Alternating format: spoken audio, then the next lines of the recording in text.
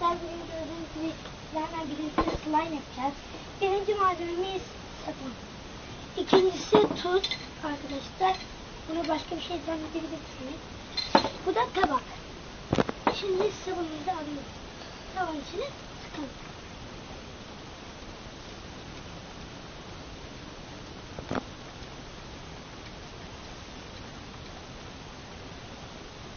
Şimdi bir kaşık tuz alalım. Şöyle. Arkadaşlar o ilk önce biraz az dökelim. Çünkü güzel olmuyor.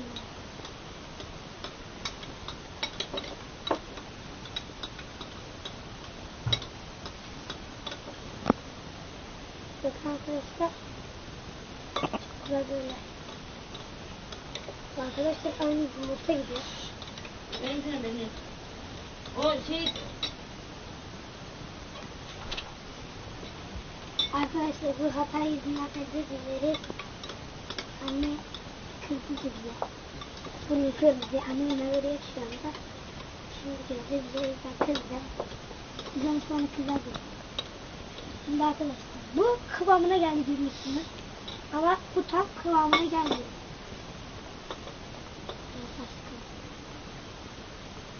Şimdi kıvamına geldi.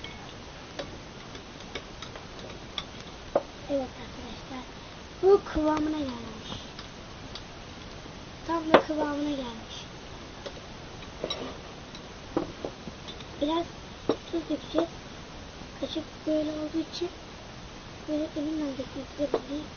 Şöyle yapıyoruz.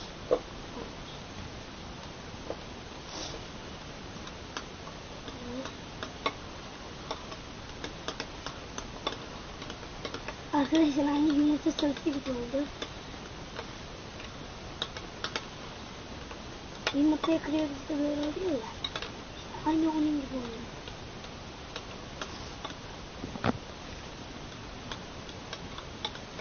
Evet arkadaşlar, şimdi su tam kıvamına geldi. Bakın. Çok güzel kıvamına geldi. Arkadaşlar bunu yarım ya da bir saat dolapta bekleteceğiz. Arkadaşlar ama tuzu fazla bol koymayın, tamam mı? Yoksa kötü olur. Böyle gıcık gıcık olur. Evet arkadaşlar, videonun sonuna geldik. Hadi bay bay arkadaşlar. Arkadaşlar ama bunu bir saat dolapta bekleyeceğiz. Bay bay.